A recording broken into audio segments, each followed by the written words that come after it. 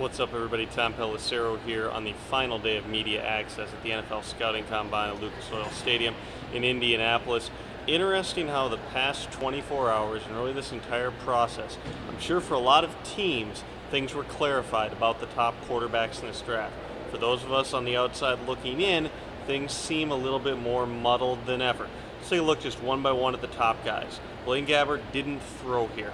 I've been told by some scouts that he is considered the safest guy in the draft, but he's coming from that weird, spread out, no back, shotgun heavy Missouri system, different sorts of progressions, reads, and throws that he's going to have to make in the NFL. We'll see him do a little bit of that at his pro day workout, but that's again a controlled environment. Teams have to figure out what of his skill set translates over to playing in a pro-style offense. Cam Newton put on a good show for the media yesterday, did not put on a good show for scouts out there on the practice field today as the quarterbacks went through their workouts. He was wild at times, his footwork seemed a little off, he was overstriding, struggled to throw to his left, was 1 for 6 on short throws. Those are some red flags, especially because, remember, he had that media workout that everybody was raving about, but that's scripted by his coaches, and he's throwing to his receivers. Again, he'll work out on campus at Auburn sometime next month. That'll also be a scripted, controlled environment geared toward what Cam Newton does well.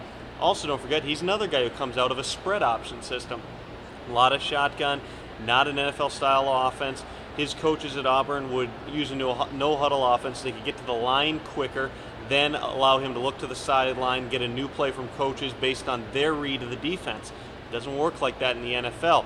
Teams are going to have to get him on the grease board, figure out how quickly he can, spit something back out at you, how much he can retain, the volume he can take on, and they've got to come to a determination of whether or not he's willing to work hard enough to be a good quarterback and a starting quarterback and potentially one of the top picks in this draft.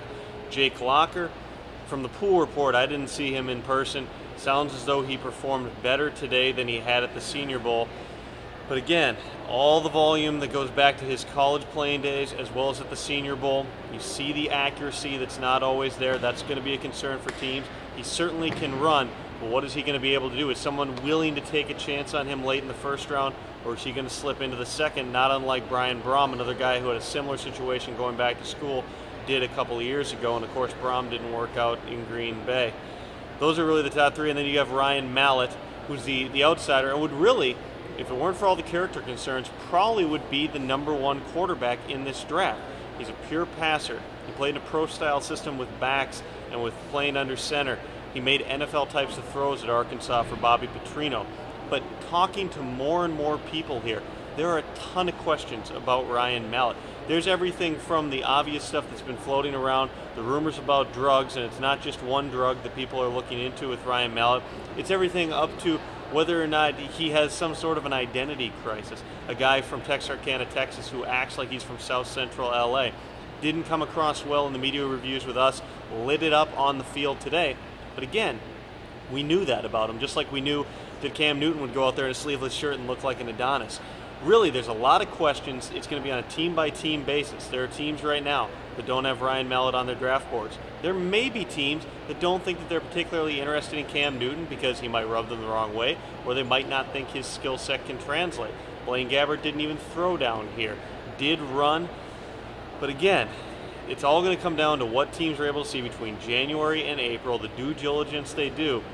There may not be, as a scout told me before we came down here to the Combine, there may not be a quarterback in this draft who's ready to compete for a starting spot immediately, at least from the outside looking in. Those questions remain just as unanswered, and I wouldn't look at anybody here as the complete prospect based on what they showed at the Combine. But of course, we shall see. A lot of time left, a lot of workouts, a lot of private workouts, a lot of interviews, and a lot of other stuff in the next 2 months prior to the draft. Back finally in the Twin Cities tomorrow, and then I'm off to Fort Myers for a little more Twins on Saturday. See you.